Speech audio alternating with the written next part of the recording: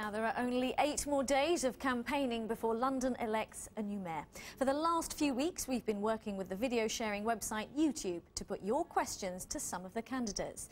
Viewers have been uploading videos of what they want to ask the key players. Well, today, our reporter Phil Lavelle put a selection of those questions to Labour's Ken Livingstone. My name is Cyril. I live in Acton, West London, W3. I have a question for Ken. Regarding the congestion charge. Now, you're trying to drive Londoners out by charging big, enormous, ridiculous prices. Why are you doing this for to us? It's quite simple. That if you've got a city as congested as London, then you need to have a degree of rationing of road space, because every time we've built a new road, it immediately fills up. I mean, you can just carry on until you'd be like Los Angeles if you're not careful. And given we are moving into a world where climate change represents catastrophic problems for humanity, we have to reduce carbon emissions. So these two policies, initially the congestion charge was driven primarily to reduce congestion in the centre of London. The moment it came in, 70,000 people less drove in, buses dramatically improved, accidents went down. And we then discovered also that nitrous oxides and particulates, which are the real things that trigger cancer and asthma, were down, and carbon emissions were down. My question is, why is travel so expensive? I want it cheaper. Okay, £2 to get on the train, on the bus, it's ridiculous. Ridiculous state of affairs. £7 in the morning to get somewhere you need to go on train? Come on, it doesn't cost that much. How much are you raking in? Seriously. The first thing is that I don't control the trains. The only overland trains I control, which has been since November, is the North London line. And there we brought the fares down in line with the Oyster card system. And clearly what everyone needs to have an Oyster card. Only 1 person in 100 still pays cash on the bus, and only 2 in 100 still pay cash on the tube. And so the bus fare is 90p.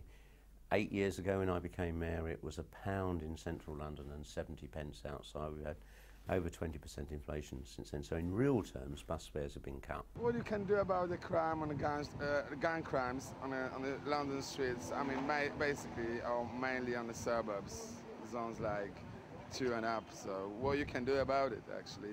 Well, crime's been our big success story, because you had a 40-year increase in crime. It went up and down occasionally, but it's just generally an unremitting increase. Crime trebled during the 1980s as we went to being a society of mass unemployment and the creation of an underclass.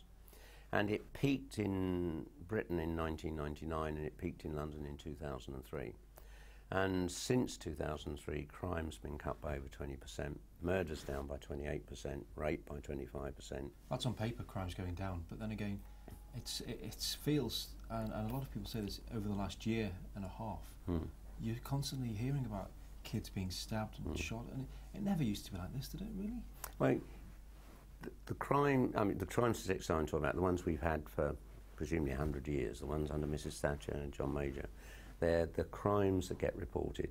If anything, more crime is being reported because we've got more police on the streets. What you've got, as crime goes down, there seems to be a more intense reporting of the crime that remains. And if you actually analyse people's fear of crime, it's actually down. But it's very much influenced by which paper you read.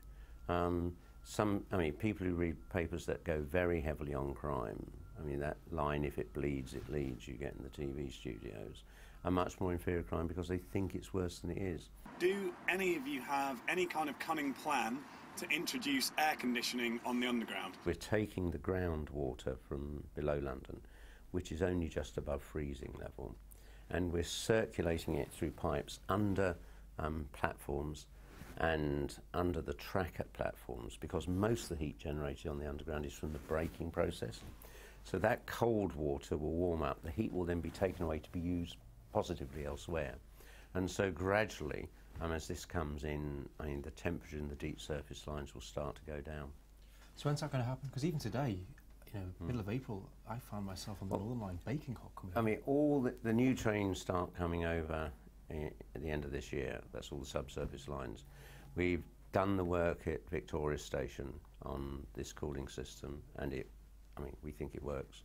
So we're now going to start replicating that right the way across the system. What is certainly being asked by all of the Muslims in London is, what is the future mayor of London going to do to combat victimisation of Muslims and how are they going to tackle Islamophobia? You've just got to make the case that Islam is no more or less violent than any other religion.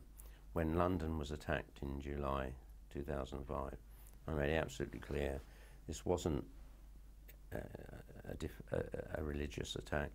It wasn't even ideological. It was a simple act of murder. What would they be doing to support women who are facing domestic violence and do not have no recourse to the public funds? Police were forced to take domestic violence seriously. The result has been a real decline in murder. The biggest part of our reduction in murder in London has come from domestic murders, because what the police recognise is the man that smacks his wife in the mouth is very likely a potential murderer, and that anger can build. And by actually moving in and prosecuting and taking action, we've seen a dramatic fall in the numbers of women being murdered. My question is, could you get us more sunshine? Don't worry, I mean, it's changing. I mean, in 20 years' time, the amount of rain in summer will have been halved. The bad news is the amount of rain in winter will have doubled. We're heading towards a climate much more Mediterranean. And you can watch Ken Livingstone answering more of your questions on our website and on YouTube from tomorrow. And here is a list of all the candidates standing in the mayoral election. A reminder, lots more, of course, on our website, along with details on how to vote. That address there, bbc.co.uk/London.